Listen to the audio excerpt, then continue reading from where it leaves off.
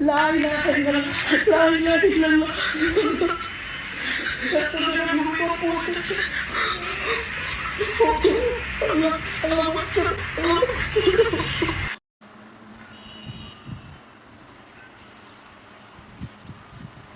না মানে আমি তোর কি বলবো বলতো ভাই, মানে আপনি বলতে ইচ্ছা করতেছে না, তুই তোর জন্য পারফেক্ট আছে।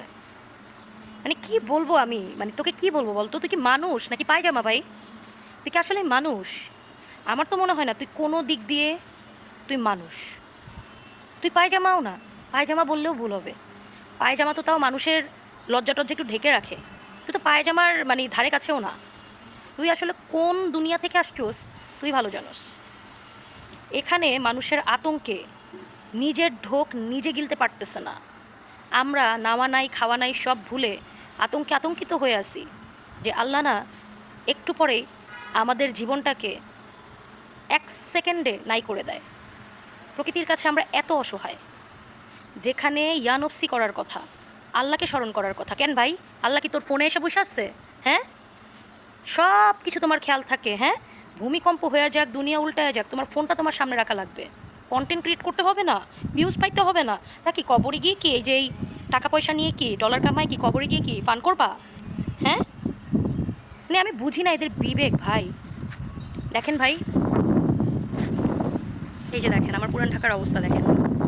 যদি কিছু হয় না, আমরা ঠিক ওই জোনটাতে আসি, সবচাইতে রিস্ক এবং রেড জোনে আসি, যেখানে একটা ভয়ঙ্কর ভূমিকম্প, ভয়ঙ্কর না মিডিয়াম লেভেলের ভূমিকম্প হইলে আমাদের এই যে পুরান ঢাকা যে কোনো সময় মিসমার হয়ে যেতে পারে।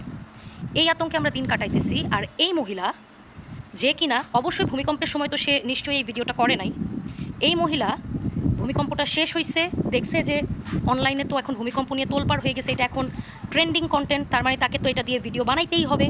তাও কি নিজের বাচ্চাকে নিয়ে এই রকমভাবে আল্লাহর নাম নিয়ে আমাদের দোয়া পড়ে, হ্যাঁ, সে হচ্ছে এমন একটা নাটক সাজাইছে যে ভূমিকম্প হয়ে যাচ্ছে তারা নাকি উঠায় নিয়ে গেছে, তারা নাকি আজকে, তার মনে আজকেই জীবন শেষ।